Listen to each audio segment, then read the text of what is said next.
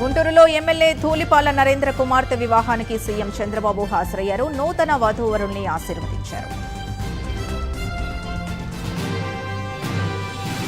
నెల్లూరు జిల్లా బుచ్చిరెడ్డిపాలెం జొన్నవాడలో పలు అభివృద్ధి పనుల్ని ఎమ్మెల్యే వేమిరెడ్డి ప్రశాంత్ రెడ్డి ప్రారంభించారు. నూతనంగా నిర్మించిన డ్రైనేజీలో వాటర్ బోర్డ్ పాయింట్ ని ఎమ్మెల్యే ప్రారంభించారు. ఓ పాట రూపంలో డిప్యూటీ సీఎం పవన్ కళ్యాణ్ గొప్పతనాన్ని ఎమ్మెల్యే కొలికపూడి శ్రీనివాసరావు చాటి చెప్పారు. పవన్ కళ్యాణ్ హీరోగా నటించిన అత్తారింటికి దారేది సినిమాలోని గగనపు వీధి వీడి అనే పాటను ఆయన పాడారు. గత వైసీపీ పాలనలో జగన్మోహన్ రెడ్డి రాష్ట్రానికి రాజధాని లేకుండా చేశారని మైనారిటీ చైర్మన్ మౌలానా ముస్తాక్ అహ్మద్ విమర్శించారు. ప్రస్తుతం చంద్రబాబు రాజధాని అమరావతిని పరుగులు పెట్టిస్తున్నారని అన్నారు. ద్వారకా తిరుమల శ్రీ వెంకటేశ్వర స్వామివారిని మాజీ మంత్రి అంబటి రాంబాబు దర్శించుకున్నారు. స్వామివారికి అమ్మవారికి ప్రత్యేక పూజలు నిర్వహించి వేద ఆశీర్వచనం అందుకున్నారు.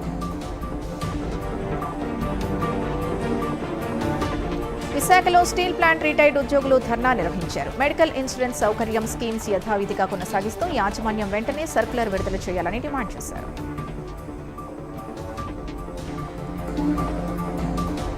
కర్నూలు జిల్లా ఆలూరు మండలంలో దారుణ ఘటన వెలుగు చూసింది. ఓ ట్యూషన్ టీచర్ విద్యార్థిని చితకబాదింది. దీంతో బాలుడికి తీవ్ర గాయాలయ్యాయి. మార్కాపురం జిల్లా పొగాకు కొనుగోలును ప్రారంభించారు. మొదటి రోజే కేజీ పొగాకు 258 రూపాయల మద్దతు ధర లభించింది.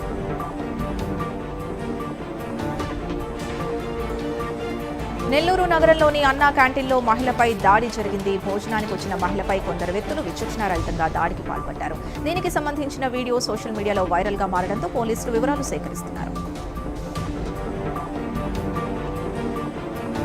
పోలవరం జిల్లా రంపచోడవరంలో పెద్ద పులి సంచారం కలకలం రేపుతోంది. గంగవరం మండలంలో పెద్ద పులి 3 రోజులుగా సంచరిస్తోంది. దీంతో చుట్టుపక్కల గ్రామాల ప్రజలు భయాందోళనకు లోనవుతున్నారు. కాంగ్రెస్ ప్రాథమిక సభ్యత్వానికి ఏఐసీసీ సభ్యత్వానికి జీవన్ రెడ్డి రాజీనామా చేశారు. రాజీనామా లేఖను ఏఐసీసీ అధ్యక్షుడు మల్లికార్జున ఖర్గేకు జీవన్ రెడ్డి పంపారు.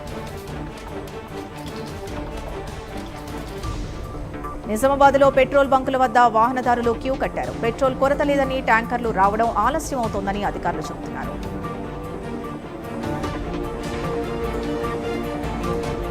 తెలంగాణ గవర్నర్ను టీబీజేపీ అధ్యక్షుడు రామచంద్రరావు కలిశారు. ఎంఐఎం ఎమ్మెల్యేలపై ఆయన గవర్నర్కు ఫిర్యాదు చేశారు.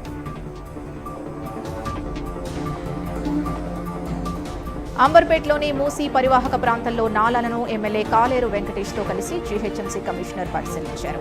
డ్రైనేజ్ వ్యవస్థ నాలాలలో కలవకుండా చర్యలు తీసుకునే ప్రతిపాదనలు రూపొందిస్తామన్నారు. పెట్రోల్పై సోషల్ మీడియాలో వస్తున్న వదంతుల్ని ప్రజలు నమ్మవద్దని కుషాయిగూడ ట్రాఫిక్ సీఐ రాజు అన్నారు. తప్పుడు ప్రచారాల్ని నమ్మి వాహనదారులు ఇబ్బందులు ఎదుర్కోవద్దని సూచించారు. తెలంగాణ పెట్రోలియం డీలర్స్ అసోసియేషన్ కీలక ప్రకటన చేసింది. ప్రజలు అనవసరంగా బంకుల వద్ద క్యూ కడుతున్నారని, ప్రస్తుతం కంపెనీల వద్ద తగినంత నిల్వలు ఉన్నాయని వెల్లడించింది.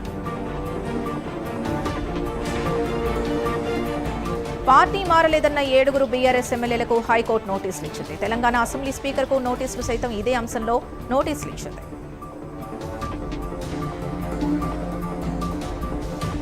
ఇండియన్ ఆయిల్ పెట్రోల్ బంకుల్లో నో స్టాక్ బోర్డులు పెట్టి మూసివేయడంతో విజిలెన్స్ అధికారులు తనిఖీలు నిర్వహిస్తున్నారు. వాహనదారులకు ఉన్నంత వరకు పెట్రోల్ సదుపాయం కల్పించాలని బంక్ యజమానులకు సూచించారు.